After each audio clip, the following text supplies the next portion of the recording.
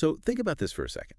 You've spent 15, maybe 20 years building your career, right? Oh, yeah, the classic hustle. Exactly. You start out wide-eyed as a junior analyst or, an associate, and you just hustle. You learn the ropes, you climb that ladder, and over time you start collecting titles, almost like merit badges. Manager, director, vice president, all the big ones. Right. You polish them up, you drop them into your email signature in this crisp, clean font that just commands respect. But, and here's the really crazy question, if you are the global head of innovation and you get laid off on a random Tuesday, do you just cease to exist? Wow. I mean, it is such a stunning, disruptive question. Yeah, it really is. Because it cuts straight through all that corporate armor. It forces us to look at this subtle, almost invisible merger that happens over a long career. We don't just have a job anymore, We feel like we have literally become the job. And that is exactly what we are untangling for you today. Welcome back to our deep dive.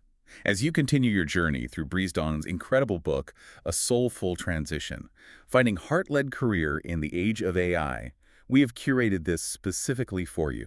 Yeah, this is episode 2 of our 11-part cinematic series. It is.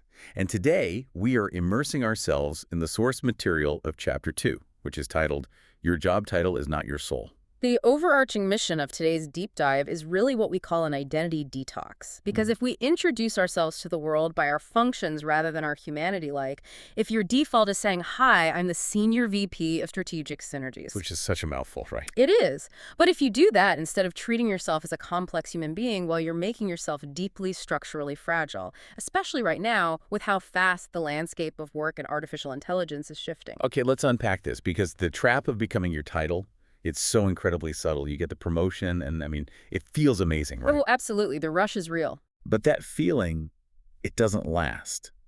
And the source text brings up this wild concept from Eastern philosophy to explain the psychology behind it. They call it the hungry ghost.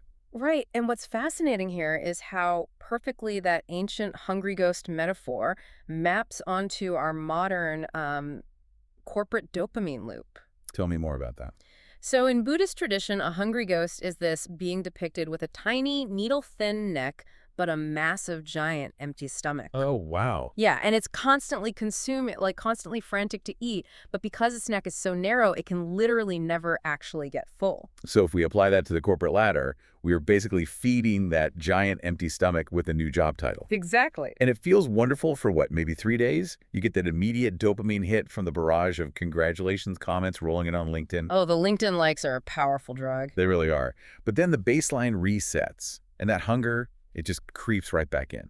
Yes, because it's a hunger that's driven by comparison anxiety. You settle into your shiny new director title, and suddenly your brain starts whispering, well, the director title is fine, but look at David over there. Right. David is a VP. Exactly. Why aren't you a VP? It's this anxiety running on a very volatile fuel, which is attachment. We basically become attached to the illusion that our social status equals our actual survival. Which is terrifying when you really think about it. It is, because when you tie your entire identity to a job title, and then technology like AI starts moving at warp speed, well, the potential obsolescence of your title suddenly feels like the physical obsolescence of your actual self. Ah, so that is the biological panic that wakes you up staring at the ceiling at 3 in the morning. Precisely. You feel like your life is on the line. But let me push back on this just a little bit, because I want to make sure we aren't throwing the baby out with the bathwater here. Is ambition actually the villain? That's a really fair question. Because wanting to grow and, wanting to master your craft and aiming for a promotion so you can have a bigger impact, that seems entirely natural to me. Right. I don't think we should tell you, the listener, to just stop caring about your career entirely. No, not at all. That is a crucial distinction. Ambition itself is not the problem here. Okay, so what is? The problem is the invisible belief system operating underneath it. Why does the title of Senior VP feel like a literal life raft? Right. Why do we hold on so tightly? It's because, deep down, many of us have internalized this profound lie. The belief that without the title, without the relentless productivity and external validation, we are just inherently empty. We basically operate under the assumption that we are broken. Wow. But, I'm struggling to see how we could feel any other way, to be honest. How do you mean? Well, corporate America literally runs on the premise that we are not whole. It runs on performance improvement plans, skill gaps, and these constant grinding feedback loops. Yeah, that's very true. You sit in an annual review, and you are told you lack executive presence, or you need to fix these analytical gaps. It treats us like faulty machinery that just needs software patches. And that is exactly the broken myth the author is trying to dismantle here. When we internalize that corporate conditioning, we start to view ourselves as just this collection of problems that only the next promotion can solve. Like we're just waiting for the next perfect performance rating to make us okay. Right. We accept the premise that we are just a human resource to be optimized. But the antidote to this exhausting cycle lies in a foundational shift in perspective, one derived from deep coaching philosophy. And what is that shift? It's the radical idea that people are naturally creative, resourceful, and whole. Naturally creative, resourceful, and whole. I love the sound of that. But practically, how do you actually maintain that wholeness mindset when your manager is sitting right across the table, handing you a literal list of your deficiencies? You maintain it by consciously separating your behavior from your essence. Okay, give me an example. So, if you lack a specific analytical skill, that is just a behavior or a tool you haven't acquired yet. It does not mean your core self is deficient. That makes a lot of sense. The old view says, I'm defined by my role, and if I am failing in this role, well, then I am a failure. But the new view says, I am a whole person. The role is simply a temporary container where I choose to express my wholeness for a little while. So what does this all mean for your daily survival at work? It feels like the difference between treating yourself like a car that is constantly being dragged in for these stressful, never-ending engine tune-ups. Oh, that's a good way to look at it. Right. Versus waking up and realizing, wait a minute, I am the driver. I am not the car. Exactly. The car might need a new tire or an oil change, Mm-hmm. but I, the driver, am perfectly fine. That analogy hits the nail on the head. And the reason this shift is so vital isn't just to make you feel enlightened or spiritual. It's a fundamental resilience strategy for the modern workplace. Because it protects you. Yes. When you truly know you are whole, you stop asking your job to save you.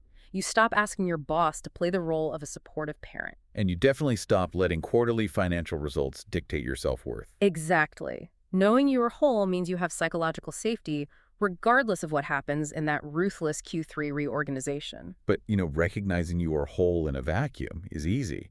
How do you actually walk into a ruthless Q3 budget meeting on a Monday morning and not immediately revert to defending your title? That is the hard part. It is. Yeah. The source text actually offers a framework for this, bringing in the wisdom tradition concept of non-self. And I have to admit, to Western ears, non-self sounds frankly terrifying. Oh, absolutely. It sounds like nihilism to us. Right. If I have no self, who is paying my mortgage? Who is going to fight for my team's budget in that meeting? It sounds terrifying because our Western culture is so heavily built on that Cartesian idea of, I think, therefore I am. We love the idea of a fixed, rigid individual identity. I really do. But non-self, or anatta, it doesn't mean you just disappear into nothingness. It means you are not a fixed, solid, immovable object. You are a flowing river of experiences and consciousness. Okay, I think I'm tracking with you. So when you step into that budget meeting, you are not the budget. You are not the VP of marketing.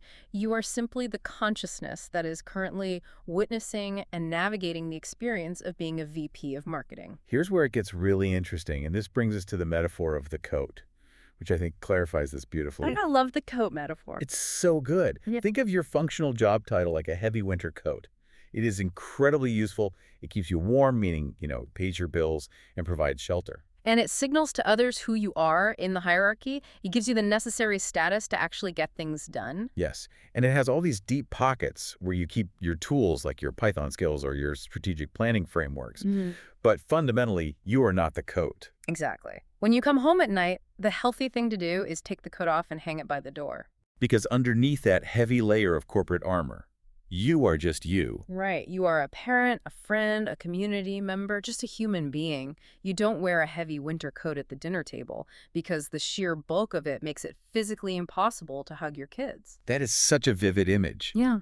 And in the exact same way, bringing your global head of innovation identity into your personal life makes true, vulnerable human connection impossible. Because you're guarded. You are operating on corporate logic in a human space. And this separation is precisely where the panic around artificial intelligence actually gets resolved. Yes, this is the core of it. Right now, so many of us are looking out the window and we see algorithms designing better, faster, more efficient coats. Yeah. And because we mistakenly think we are the coat, we panic. We think, oh no, if the machine makes a better coat than me, I will be erased. Exactly. But if you've done this identity detox, your reaction totally changes. You look at the AI doing data analysis in 3 seconds and you say, oh, you can stitch that heavy coat together. Fantastic. Yeah, like it was getting exhausting to wear anyway. Right. You just say, I am going to go do the actual human work now. If we connect this to the bigger picture, the text breaks this down into functional identity versus essential identity. Your functional identity, the coat, is the what?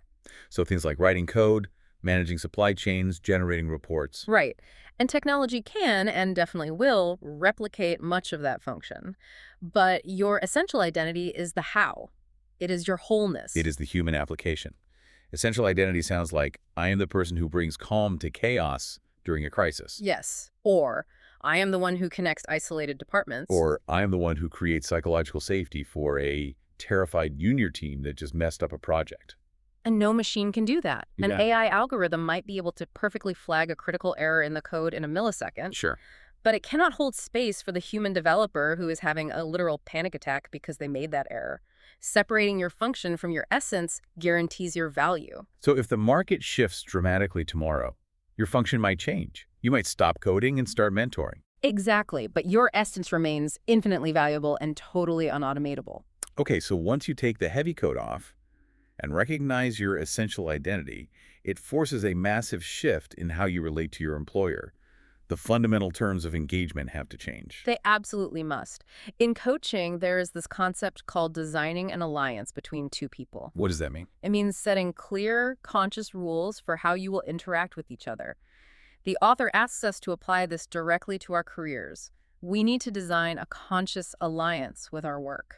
Because right now, most of us are basically operating under an unconscious, highly toxic agreement. Right. The text calls it the old agreement. And it reads exactly like the justification for staying in a deeply toxic relationship just out of the fear of being alone. Oh, completely. The old agreement basically says, I will give you absolutely everything. My weekends, my physical health, my nervous system. And in exchange, you will give me a title that makes me feel safe and validated. It is an agreement built entirely on fear. The goal is mere survival. Just don't get fired. Keep climbing. And the metric for success in that old fear-based agreement is simply, am I busy? Like if I am stressed, exhausted, and my calendar is totally double booked, I must be valuable. It's such a trap. But the whole person agreement flips that paradigm entirely. The goal is no longer frantic survival. The goal is to express your core values and to actually grow. And the metric changes from, am I busy, to, am I resonant? Am I doing work that actually aligns with my essential humanity? Right. So how does this actually play out in real time? Let's say it is 5 p.m. on a Friday. The worst time. Right. And an inevitable, completely unreasonable request comes in from a director demanding a massive presentation by Monday morning. Under the old agreement, the fear-based reaction just takes over. You think, if I don't do this, I am useless. So you say yes, you cancel your weekend plans, and you just build massive resentment. But under the whole person agreement. Under the new agreement, you are no longer a victim of the job. You are a partner in an alliance. Right. You can look at that request, recognize it violates the boundaries you've established for your physical and mental wholeness, and calmly communicate, that timeline is not feasible given our current resource agreement, but I can deliver the first half by Wednesday. You negotiate from a place of wholeness, not a place of terror. Yeah. The theory of this is incredibly empowering. Yeah. But the author provides a very visceral way to test this out right now, which I found fascinating. It is called the obituary test. It's a heavy one. It is. And while thinking about your own death sounds a little morbid right out of the gate, Yeah. the text argues that looking at the end of your life is actually the fastest way to cut through the corporate noise. Because nobody is going to read your LinkedIn summary at your funeral. Right. Can you imagine? It would be awful. It is a brilliant somatic exercise. And for you listening, somatic just means relating to the physical body. It moves these abstract concepts out of your intellectual brain and forces your nervous system to actually react. So how does it work? The exercise asks you to draft two distinct obituaries. First is the corporate obituary, which is driven purely by that hungry ghost we talked about. Right. It leans into all the transactional corporate buzzwords. It sounds something like, here lies Sarah. She was the global head of strategic synergies. She successfully optimized EBITDA by 12% in Q3. Oh, gosh. She aggressively circled back on over 40,000 emails, demonstrated a relentless bias for action, and tragically died while waiting for a promotion to senior vice president. It hurts to even hear that. When you read that out loud or even just think about it, the text asks you to notice the physical sensation in your body. It feels hollow. Yeah, it feels cold and absurdly heavy. And that physical heaviness you feel in your chest, that is the literal weight of the coat. It's a tragic comedy, really. Mm. But then you take a breath, you ground yourself, and you write the human obituary. Right. You write what was actually true about your essence when all those functional titles were stripped away. What does that one sound like? It sounds like, here lies Sarah. She was the one person who actually listened in the manic Monday morning meetings. She made the new interns feel safe when they were terrified of making a mistake. Yeah. She had a unique way of cutting through corporate jargon to find the honest truth. She brought warmth to cold rooms, and she loved her garden. Wow. Just notice the somatic shift when you hear that version. Yeah. The relaxation in the shoulders, the warmth, the resonance. It's night and day. It really is. But this exercise isn't just about feeling good. This raises an important question about what you are actually selling to the future market. That human obituary is your literal career transition strategy for the age of AI. Okay, I need to break that down. How does a heartfelt human obituary translate into a competitive career strategy in a tech-driven market? It comes down to understanding the difference between processing and presencing. The first paragraph, optimizing EBITDA, circling back on emails, generating reports, that is processing. Processing is taking raw data, applying an algorithm or a set of rules, and outputting a result. That is exactly what AI is built to take over. That is the heavy coat you literally must leave behind. Oh, okay. But the second paragraph, listening deeply, creating safety, bringing warmth to cold rooms, that is presencing. So presencing is how we show up while the processing is happening. Yes. It is sitting in a room with a development team that just worked 80-hour weeks on a failed product launch, acknowledging their devastation, and somehow pivoting their energy without breaking their spirit. Exactly. Presencing is complex human synthesis and empathy. The market does not need another VP of optimization because AI will optimize faster than we ever could. Right, it's a losing battle. What the future market is desperately starved for is a human of clarity and warmth. Presencing is what you bring to the future. To help you actually practice this transition from processing to presencing, the chapter introduces a daily subtraction practice. It's called not this, not that. It's a great tool. It's an ancient technique for creating distance. When you are looking at a problem that is spiking your anxiety, say a massive budget shortfall, you consciously pause. You tell yourself, I am not this budget spreadsheet. I am not this critical feedback from my boss.